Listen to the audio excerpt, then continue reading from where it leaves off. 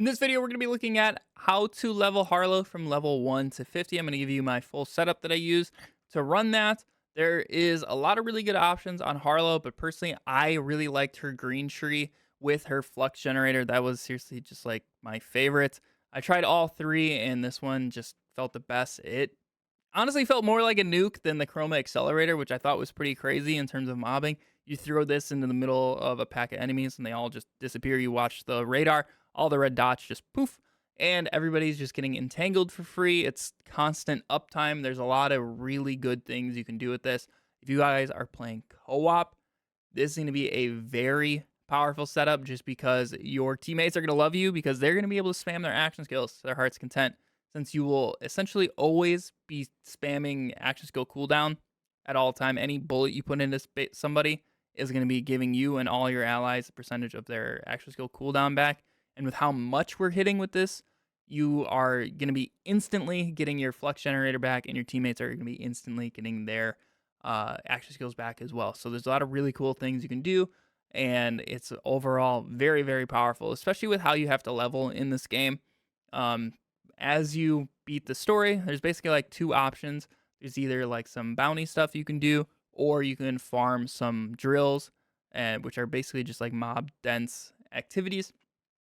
Those are pretty much your only two options, and Harlow is very much going to excel at the drill side of that as opposed to the bounties. So that's where I recommend going for that.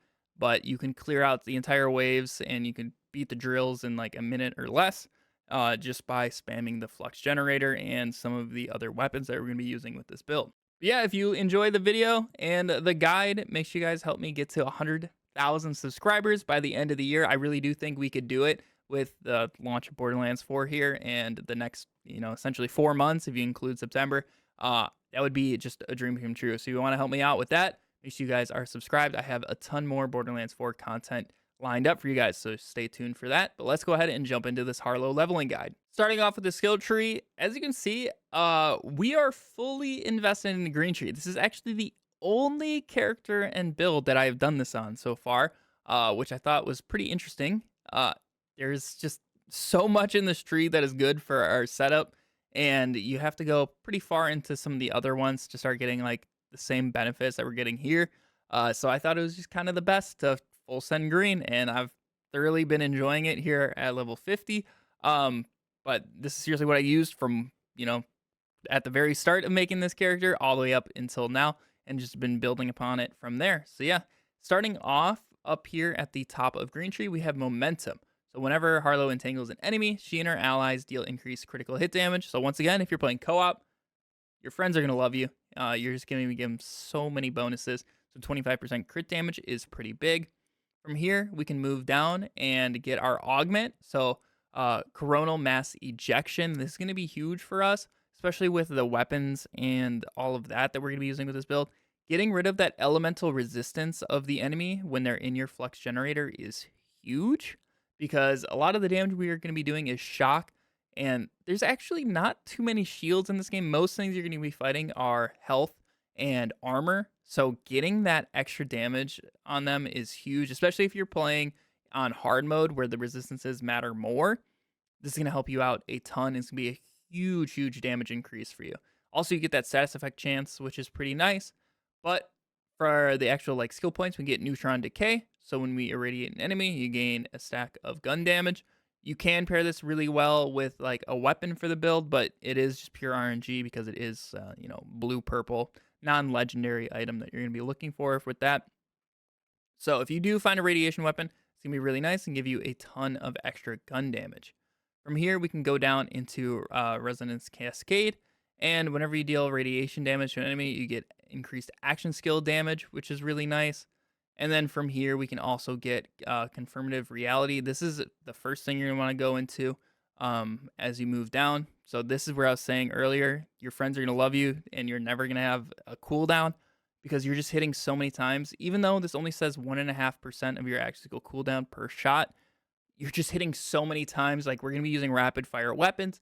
We're going to have, passive damage in the background with some like underbarrel stuff, and that is going to be instant. Like, seriously, a second or less if you are like properly, stacked up with all of your underbarrels and damages shooting a boss or whatever, like it will instantly come back. I cannot stress that enough how strong that is. This goes across the entire map. Like I was leveling with Moxie when I was playing this character, and he was at a completely different drill site, like kilometers away, and he was just instantly getting his aim on cooldowns back, and he was loving it. So he was a little worried about what he was actually going to look like in a solo game with that, but for our co-op playthrough, it was awesome. So decoherence now, we're going to be moving into the bottom left first because we're going to want this capstone. So ignore the right for right now. Decoherence, we're going to deal increased damage with all sources to entangled enemies, and enemies inside the generator take even further damage. So enemies inside of your flux generator are going to be entangled anyway, so you're just going to get that full 40% bonus on them when they're in the flux generator. Otherwise, we can be entangling enemies here pretty soon just for free, so that's also a huge damage bonus. As we move down, so we get a feedback loop and latent charge. The one you pick first can kind of depend on what class mod you have, because there is a class mod that will give you this skill over here, distribution function, which will give you a ton of overshield. In that case, you can get latent charge for the bonus damage, but if you don't have that yet, it's pretty tough to keep the overshield up first. So I would go into like feedback loop, I think, first, and then swap into latent or eventually get into latent charge once you have a good source of overshield, is personally what I would do. And then as we move down, we can get runaway reaction for the increased status effect chance. But the big part of this is whenever we apply any status effect to an enemy, they're immediately going to become entangled, which is very, very powerful. And that's going to feed into our affirmative reality. So say your action skill is down and you weren't fighting anything. So it's like you get the full cooldown, the full 55-second cooldown. You find one enemy, start shooting it with an elemental weapon. Unless it's like a super, super weak enemy, you're going to be shooting enough to get your action skill back with confirmative reality. It's very strong, these two combined. But that will also give us our capstone potential transference. So after you initially like throw down your flux generator, you can then teleport it around. So this is really good for mobbing. And those times you move it around, you'll teleport it.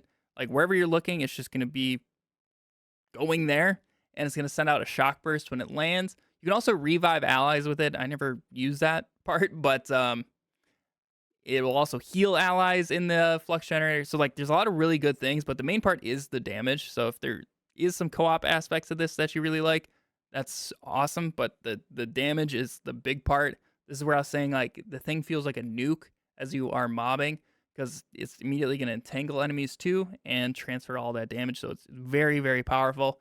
You can do that, like I said, 3 times. After that, you can still move it around, but you're not going to get that like teleport burst. You only get that the 3 times. But with how we're playing this build and not really focusing on keeping this up 24/7, like a whole 2-minute duration, it doesn't really matter. You're going to continually have those charges, because once it goes away, confirmative reality, you get it right back. So that part is really good. And once we have all those, we can start going into the right subtree and getting refraction and excited state. It's completely up to you which one you want. If you want a little bit more mobbing, you can go into refraction for the ricochets. Otherwise, if you just want more like damage, you can do the critical hit damage, especially if you have the crit knife at this time. You could go into excited state. But whichever one you pick, go into distribution function next. That way, after you get distribution function and a couple points in there, you don't even have to max this out right away. And then you can go into latent charge and get that 50% bonus damage, which, like I said, is very powerful. Bonus damage is very good in this game. So pair these together with how you're picking them up. And then from here, we can get annihilation for throwing out free grenades. Grenades can be very strong, even if you don't have like a knife or crit knife or anything like that. You can put this on to help out your clear. And then I just throw like another point into accretion right here for the lifesteal against entangled enemies, just to keep our health a little bit topped off on top of like staying in our flux generator. That way we can just always stay up. You are so tanky inside that flux generator. You can just be taking every hit in the game, and it just doesn't matter. You are so powerful. I did want to say, if you are having a really hard time finding a radiation weapon, you could leave these 2 nodes here, take them out, and put them into mass function and creative overflow. Creative overflow, just like a latent charge down here, isn't going to do that great out of the gate, just because there's not a great way of getting overshield until you get distribution function. but that is an option if you're just getting really bad RNG. Get rid of Neutron Decay and Resonance Cascade and put them into Mass Function and Creative Overflow, and you'll be perfectly fine. For our gear, I'm going to talk about the equipment down here first, and then we'll go into like the weapons. So with our rep kits, big thing, order, amp. Those are your two big things. You get the 2 charges because it's an order rep kit, and then amp, you get 200% on your next shot. That's going to apply to our underbarrels as well. Third thing, doesn't really matter. You can do like replicate cooldowns, so you can spam it a bit more. Movement speed is completely up to you what that other option is, but the amp and order are going to be like the 2 main things that you look for. Amp being the absolute top priority, so just look for something with amp. It's really going to help you out for badasses and bossing. For our ordnance, you can use like a couple different options. There's a grenade you can get from like tutorial boss. It's called the Jelly. That's a very good like clearing grenade. Once you find this though, the damage amp payload with the penetrator augment for guaranteed critical hits on them is like the main things that you're going to be wanting to find in terms of like a throwing knife ordnance. Like this is the strongest ordnance in the entire game, and it's not even close. It's so powerful, and you're just going to want to find this. Find this at level 1. It's going to last you forever. You don't need the knife to do damage. It could do 0 damage, and we wouldn't care. We would still use this because it's just that strong.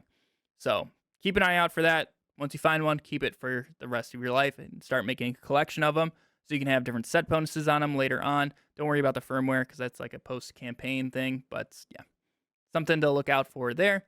In terms of class mod, I am not running that. I don't know why that one's on, to be honest with you. The generator is a really good option. Help you deal a lot more damage with your flux generator. Otherwise, the field scientist is another good like mobbing option for Harlow, but those are obviously legendary. If you don't have that, there's a couple decent purples. Just look out for some things that were boosting your green tree skills. I forgot what purple class mod it's called, but there is one that can roll distribution function. So if you find that early on, you can start going into latent charge and get that going a little bit earlier. So just keep an eye out. The class mod isn't like super important. Just something to boost up those green skills is really all you need. In terms of shields, Vagabond, Fleet, any of those to help your movement speed early on is good. Once again, the Fireworks is probably the best universal leveling shield in the entire game for any character. You get it at the very start of the game from the tutorial boss, and it's so strong. Like, I could put on this level 32 right now at level 50 and still be killing things with it with ease. Like, and it's just passive. You don't have to focus on doing anything. Just when you kill things, they're going to send out missiles. When your armor segments break, it's going to send out missiles, and it's just going to hit everything, and it's so strong. So if you want the fastest time leveling, go find yourself a Fireworks, and otherwise just find like a purple with movement speed, anything like that. It's not too picky. For our enhancements, Vladoff is going to be the main thing that we're looking for enhancements. I personally really like the one where they have a chance to shoot an extra projectile because that's going to apply to the main gun and the underbarrels of them, which we're going to be using both aspects of Vladoff weapons with this build. So those are very important. If you don't have like the extra projectile, there's underbarrel damage. Like the underbarrels are going so hard in this build just because they do so much for us in terms of like functionality and damage. Like they're going to be doing it all. So you can do any of the Vladoff like set or enhancement bonuses. Any of them are fine, just whatever you find, and just get some decent passives. So why those are so good is because of the SMGs. So they can roll different elements. Like this one was my favorite one. I found it at level 39. It is radiation by default. And then as you can see, it has an alt fire taser. The taser is so strong, and you can get like this one by chance has 4. So when I go to that underbarrel taser, it's going to have 4 charges of that taser I can shoot out. You just passively stick to the enemies, and they deal so much damage. They apply status effects. They tick a lot, so that helps us get our action skill back quicker. There's just so much good that comes out of these tasers. It's insane. And as you find multiple of them, you can equip multiple of them. I'm still trying to find like on level ones here at level 50 for this character. I do have one right now. But this is where I was saying, if you do find this in like radiation, you're golden with that middle part of the green tree. And this is what I used for a long time. And this version of it is kind of like a Type 100. So if we pull it out real quick, you can see the magazine kind of comes out of the side and you reload from there. This one is very quick. This is my favorite like style of these Vladoff SMGs right here. There's no, there's no sight on it. This one was like perfect. I really wish I could find this exact one at level 50, but if we swap over, as you can see, I have 3 charges of this taser. Just gonna shoot out and stick to things. And so you stick that to the enemy or the ground or whatever, and you're gonna be inflicting shock status effects, entangling enemies, and just dealing a ton of passive damage.